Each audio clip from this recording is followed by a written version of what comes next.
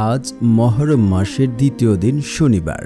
আপনারা যদি দিন অথবা রাত্রে আল্লাহ সুবহানাহু তাআলার এই শক্তিশালী নাম 131 বার পড়েন, আপনি অল্প দিনে ধনী সম্পদশালী মালিক হয়ে যাবেন। আপনার সকল মনোবাসনা পূর্ণ হয়ে যাবে, গায়বী সাহায্য আসবে। আপনি কল্পনাও করতে পারবেন না আল্লাহ তাআলা আপনাকে এত ধন সম্পদ, এত টাকা পয়সা দান করবে। আপনার জীবনে যত অভাব অনটন দারিদ্রতা থাকুক না কেন, আল্লাহ সুবহানাহু তাআলা তা দূর করে দেবেন এবং আপনার জীবনে বারাকা আসতে শুরু করবে। আপনি অল্প দিনে ধনী সম্পদশালী হয়ে যাবেন। শুধু ভিডিওতে বলা প্রত্যেকটা পয়েন্ট, প্রত্যেকটা নিয়ম মেনে যদি আপনি আমল করতে পারেন, আমি আল্লাহর কসম করে বলছি আপনার দোয়া কবুল হবে। তাই টেনে টেনে ভিডিও দেখলে পয়েন্ট মিস হলে কাজ হবে না। তাই না টেনে সম্পূর্ণ ভিডিও দেখার অনুরোধ রইল। আর যারা চ্যানেলটি সাবস্ক্রাইব করেনি, দয়া করে চ্যানেলটি সাবস্ক্রাইব করবেন। আর যারা আমলটি করছেন সকলেই একটি লাইক এবং কমেন্টে সকলেই লিখুন আমিন সুম্মা আমিন। মহরম মাসের বহু ফজিলত রয়েছে। আর এই মাসে যদি আপনি আপনার মনের আশা, আপনার সমস্যা, আপনার অভাব অনটন, বিপদ আপদ, দারিদ্রতা সব কিছু যদি আল্লাহ তাআলার কাছে খুলে বলতে পারেন, আমল করতে পারেন, দোয়া করতে পারেন, আল্লাহ সুবহানাহু তাআলা এই মাসের ওসিলাই করে বা আপনার দোয়া যদি সঠিক এবং শর্তগুলো ঠিক থাকে, তাহলে আপনার দোয়া কবুল হবে। আপনি অল্প দিনে ধনী সম্পদশালী হয়ে যাবেন ইনশাআল্লাহ। শুধু আপনাকে নিয়মগুলো ফলো করে তারপর আমল করতে হবে। দেখুন, আমলটি বহুবার পরীক্ষিত। এই আমলটি বহু উলামায়ে কেরামগণ আগে আমল করেছে, ফলাফল পাওয়ার পর তারা প্রকাশ করেছে। আপনি যদি চান যে আপনার দারিদ্রতা, অভাব অনটন, বিপদ আপদ দূর হয়ে যাক, তাহলে আজকের এই আমলটি আপনি করবেন। এখন আমাদের মাঝে অনেকেই আছেন যে আমল করলে যদি এত কিছু পাওয়া যায়, এত ধন সম্পদ পাওয়া যায়, তাহলে তো সকলেই আমল করে দোয়া করে ধনী সম্পদশালী হয়ে যেত। হ্যাঁ ভাই, ঠিক, একদম ঠিক কথা বলেছেন। দেখুন, আল্লাহ সুবহানাহু তাআলা যাকে ইচ্ছা তাকে অঢল ধন সম্পদ দান করেন, আবার যাকে ইচ্ছা তাকে অভাব অনটনে ফেলে রাখেন। দেখুন কোরআনে আল্লাহ সুবহানাহু তাআলা বলছেন যে জাতি বা যে ব্যক্তি নিজের ভাগ্যর জন্য পরিশ্রম না করবে, সে জাতি যতক্ষণ পর্যন্ত চেষ্টা না করে, ওই জাতির ভাগ্য ততক্ষণ পর্যন্ত আল্লাহ সুবহানাহু তাআলা পরিবর্তন করেন না। আপনাকে চেষ্টা করতে হবে। আপনি যদি চেষ্টা না করে আপনি দোয়া করেন, আমল করেন, তাহলে কি কাজে হবে? আপনাকে আমি একটি বাস্তব ঘটনা উদাহরণ দিয়ে আপনাকে বলি। এক পীর সাহেবের কাছে এক মুরিদ গিয়ে বলল যে, শেখ, আমার জন্য দোয়া করেন, আমার জন্য একটা ছেলে বাচ্চা হয়। এভাবে 2 বছর দোয়া করার পরেও কোনো সন্তান হলো না। তখন ওই মুরিদ রাগে গিয়ে সে বলল যে, আপনি কিসের দোয়া করেন, দোয়া কবুল হচ্ছে না? তখন শায়েখ বলে যে, কি ব্যাপার, আমি তো দোয়া করলাম, দোয়া তো সব দোয়া কবুল হয়, এটা কেন হচ্ছে না? তখন বলে, আচ্ছা তুমি কি বিয়ে করেছো? বলে যে, না, আমি তো বিয়ে করিনি। তো বিয়ে না করলে তোমার সন্তান আসবে কোথা থেকে? তো ঠিক তেমনি আপনি যদি কাজ না করেন, কাজের সন্ধানে না থাকেন, তাহলে আপনি দোয়া করলে কি আল্লাহ সুবহানাহু তাআলা আপনাকে কি ঘরে দিয়ে যাবে? এটা কি আল্লাহ তাআলা আপনাকে ঘরে টাকা দিয়ে যাবে, ধন সম্পদ দিয়ে যাবে? না ভাই, আপনাকে চেষ্টা করতে হবে। ধরুন আপনি ব্যবসা করছেন, ব্যবসাতে আল্লাহ সুবহানাহু তাআলা বারাকা দান করবে। আপনি চাকরি করছেন, চাকরিতে বারাকা দান করবে। আপনি বেকারত্ব রয়েছেন, আপনি কাজের সন্ধানে ঘুরছেন, আল্লাহ সুবহানাহু তাআলা আপনাকে একটি ভালো কাজের সন্ধান বা আপনার যে কাজে যাচ্ছেন তাদের মনে আল্লাহ সুবহানাহু তাআলা আপনার প্রতি একটা সহানুভূতি তৈরি করে দেবেন। এতে করে আপনার চাকরি হয়ে যাবে। তো আল্লাহ তাআলা এইভাবে সাহায্য করে থাকেন। কিন্তু আপনি যদি চেষ্টা না করেন, আপনি ঘরে বসে দোয়া করেন, তাহলে কাজ হবে না। আপনাকে আপনি যে কাজ করছেন ওই কাজে লেগে থেকে দোয়া করতে হবে। তাহলে আপনি একজাস্ট আমল দ্বারা ফলাফল পাবেন এবং আপনার দোয়া কবুল হবে, 100% নিশ্চিত থাকতে পারেন। তো আল্লাহ সুবহানাহু তাআলার কাছে কিন্তু আপনি দোয়া করলে দোয়া আল্লাহ তাআলা কখনোই ফেরত দেন না, আল্লাহ তাআলা খালি হাতে দেন না। আল্লাহ রাসূল সাল্লাল্লাহু আলাইহি ওয়াসাল্লাম বলেন, যখন কোনো বান্দা আল্লাহ তাআলার কাছে 2 হাত তুলে দোয়া করেন, আল্লাহ রাব্বুল আলামিন ওই সকল বান্দার হাতকে খালি হাতে ফেরত দিতে লজ্জাবোধ করেন। আল্লাহ তাআলা তার বান্দাদেরকে খালি হাতে ফেরত দেন না। আল্লাহ তাআলা পবিত্র কোরআনে বলেন, উদউনি আস্তাজিব লাকুম, তোমরা আমাকে ডাকো, আমি তোমাদের ডাকে সাড়া দেব। আল্লাহ তাআলা আরো বলেন, তোমরা আমার কাছে দোয়া করো, আমি তোমাদের দোয়া কবুল করব।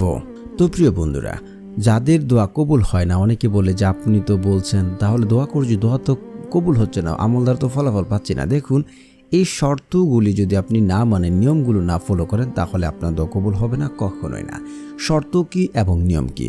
শর্ত হচ্ছে যে ব্যক্তি হারাম খাবার খায়, হারাম খেয়ে দোয়া করলো, ওই ব্যক্তির দোয়া কবুল করা হবে না। এখন আমরা অনেকেই জানি যে সুদ খাওয়া হারাম, তারপর হচ্ছে মদ খাওয়া হারাম, ঘুষ খাওয়া হারাম, এগুলো হারাম। কিন্তু হারাম আরও অনেক কিছু রয়েছে। যেমন একজন আপনার কাছে 100 টাকা বা আপনার কাছে 1000 টাকা আমানত রেখে গেল, কিন্তু আপনি বললেন যে না, এ টাকা ভেঙে তাকে আমি পরবর্তীতে আমার এখান থেকে দিয়ে দেবো। এই যে খেয়ানত করলেন, আপনি যে আমানতের খেয়ানত করলেন, এটা যে খেলেন, এটাও আপনার জন্য হারাম হয়ে গেল। তো এইসব খাবার খেয়ে যদি আপনি দোয়া করেন, আপনার দোয়া কবুল হবে না। দ্বিতীয়ত হচ্ছে আপনি আত্মীয় সম্পর্ক চিহ্নিত করার দোয়া করলে আপনার দোয়া আল্লাহ সুবহানাহু তাআলা কবুল করবেন না। আপনি যদি আত্মীয় সম্পর্ক চিহ্নিত করার দোয়াতে বলেন আমি তাকে দেখতে চাই না, তার সাথে সম্পর্ক রাখতে চাই না, এমন এমন কথা বললে আপনার দোয়া কবুল হবে না। তৃতীয়ত হচ্ছে যে ব্যক্তি 5 ওয়াক্ত নামাজ আদায় করে তার দোয়া কবুল করা হয় না। চতুর্থত হচ্ছে যে ব্যক্তি হচ্ছে আপনার বলে যে আমার দোয়া কবুল করা হলো না, ওই ব্যক্তির দোয়া আল্লাহ তাআলা কবুল করেন না। তো এই শর্তগুলো যদি আপনি মেনে থাকেন, তাহলে আপনার দোয়া 3টা থেকে যে কোনো একটা হবেই। 3টা থেকে যে কোনো একটা কি? হাদিসে আছে যে আপনি আল্লাহ তাআলার কাছে এই মুহূর্তে এখন আজকে চাচ্ছেন যে আল্লাহ, আমি তো অভাবে আছি, আমি তো বিপদে আছি, আমার তো এত টাকার প্রয়োজন, আমি তো দারিদ্রতায় ফেঁসে গেছি, আমি তো একাকিত্ব রয়েছে, আল্লাহ আমার তো বিয়ে হচ্ছে না, আমার মেয়েকে তো আমি বিয়ে দিতে পারছি না। যে সমস্যাতেই দোয়া করেন না কেন, আল্লাহ তাআলা হুবহুব সাথে সাথে তা কবুল করে দুনিয়াতে আপনাকে তার ফলাফল দিয়ে দেবেন। নয়তো বা আপনার জীবনে তৎরূপ বড় কোনো বিপদ আসতো, যেমন আপনি দোয়া করছেন টাকা পয়সা, ধন সম্পদ, আপনার ছেলে আপনার মেয়ের বিয়ের জন্য, কিন্তু দেখা যাচ্ছে যে বড় কোনো বিপদ হতো, বড় কোনো অ্যাক্সিডেন্ট হতো, বড় কোনো অসুস্থতায় হতেন, এই দোয়ার মাধ্যমে আল্লাহ তাআলা তা থেকে মুক্তি দান করেন। নয়তোবা আপনার জন্য সেটা আখেরাতের জন্য রেখে দিয়েছেন, মানে আপনার দুনিয়াতে এটা না দিলে আপনার জন্য সেটা আখেরাতের জন্য রেখে দিয়েছেন, তখন কিন্তু কাজে আসবে। কেউ কাউকে চিনবে না, ওই কঠিন মুহূর্তে দোয়া আপনার জন্য কাজে আসবে। তো হতাশ হবেন না, হতাশ না হয়ে আল্লাহ তাআলার কাছে নিয়ম এবং শর্ত মেনে আমল করুন। এখন কথা হচ্ছে তাহলে কিভাবে আজকের এই আমলটি করব। এখন হচ্ছে আজকের আমলটি করার নিয়ম হচ্ছে আপনাকে আল্লাহ তাআলার কাছেই চাইতে হবে। মানে আপনি এখন আল্লাহ তাআলার কাছে বলছেন যে আল্লাহ, আমার একটা সন্তান হচ্ছে না। আপনি আপনার স্ত্রী দোয়া করলেন, কিন্তু দেখা যাচ্ছে পরবর্তীতে আপনি কোনো মাঝারে গিয়ে আল্লাহ তাআলার কাছে চাচ্ছেন, দেখা যাচ্ছে আপনি টাকা পয়সা চাচ্ছেন কিন্তু আবারও কবিরাজের কাছে গিয়ে যাচ্ছেন। এমন করলে কিন্তু আপনার দোয়া কবুল হবে না। আপনাকে শুধু আল্লাহ তাআলার কাছেই চাইতে হবে। আল্লাহ তাআলা কিন্তু খুশি হন যখন বান্দা আল্লাহ তাআলার কাছে চাইতে থাকে। তো তারপরে হচ্ছে আপনাকে অবশ্যই ইস্তেগফার পড়তে হবে। ইস্তেগফারের এত ফজিলত যা আপনি কল্পনা করতে পারবেন না। যে ব্যক্তি ইস্তেগফার পড়ে, ওই ব্যক্তির জীবনের অভাব অনটন, দারিদ্রতা, বিপদ আপদ আল্লাহ সুবহানাহু তাআলা দূর করে দেন। আপনি যদি কঠিন দারিদ্রতায় পড়েন, আল্লাহ তাআলা আপনাকে উদ্ধার করবেন। এবং আপনি দুনিয়াতে এমন কোনো বিপদে পড়ে গেছেন যেখান থেকে উদ্ধার হতে কোনো পথ খুঁজে পাচ্ছেন না, আপনি যদি বেশি বেশি ইস্তেগফার পড়েন, আল্লাহ সুবহানাহু তাআলা আপনার সেই বিপদ আপদ দূর করে দেবেন এবং আপনাকে এমন সকল জায়গা থেকে, এমন সকল উৎস থেকে রিজিক দেবেন যা আপনি কোনোদিন কল্পনা করেননি। তো আজকের এই আমলটির জন্য আপনারা 11 বার ইস্তেগফার পড়বেন। আস্তাগফিরুল্লাহ, আস্তাগফিরুল্লাহ, আস্তাগফিরুল্লাহ, আস্তাগফিরুল্লাহ। তারপরে হচ্ছে আপনারা পড়ে নেবেন রাসূল সাল্লাল্লাহু আলাইহি ওয়াসাল্লামের উপরে দুরূদ, কারণ দুরূদবিহীন দোয়া কবুল করা হয় না, সেটা আসমানে গিয়ে ঝুলন্ত অবস্থায় থাকবে। তো যারা পারেন না, এখন থেকে যে আরবিগুলো বলবো, যারা পারেন না শুনলে হয়ে যাবে ইনশাআল্লাহ। আল্লাহুম্মা সাল্লি আলা মুহাম্মাদ ওয়া আলা আলি মুহাম্মাদ কামা সাল্লাইতা আলা ইব্রাহিম ওয়া আলা আলি ইব্রাহিম ইন্নাকা হামিদুম মাজিদ। اللهم بارك على محمد وعلى آل محمد كما باركت على إبراهيم وعلى آل إبراهيم إنك حميد مجيد। তারপরে হচ্ছে আপনারা একবার আয়াতুল কুরসিটা পড়ে নেবেন। আল্লাহু লা ইলাহা ইল্লা হুয়াল হাইয়ুল কাইয়্যুম লা তাখুযুহু সিনআতু ওয়ালা নাওম লাহু মা ফিস সামাওয়াতি ওয়া মা ফিল আরদ من ذا الذي يشفع عنده إلا بإذنه يعلم ما بين أيديهم وما خلفهم ولا يحيطون بشيء من علمه إلا بما شاء وسع كرسيه السماوات والأرض ولا يؤود حفظهما وهو العلي العظيم। তারপরে হচ্ছে আপনারা পড়ে নেবেন সূরা ফাতিহা একবার।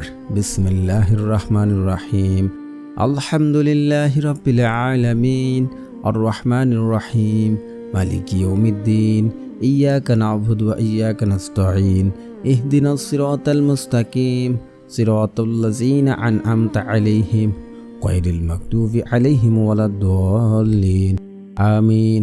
তারপরে হচ্ছে আপনারা 3 বার সূরা ইখলাস পড়বেন। বিসমিল্লাহির রহমানির রহিম, কুল হুয়াল্লাহু আহাদ, আল্লাহুস সামাদ, লাম ইয়ালিদ ওয়া লাম ইউলাদ ওয়া লাম ইয়াকুল লাহু কুফুয়ান আহাদ। তারপর হচ্ছে আল্লাহ তাআলার শক্তিশালী নামটি পড়ে নেবেন।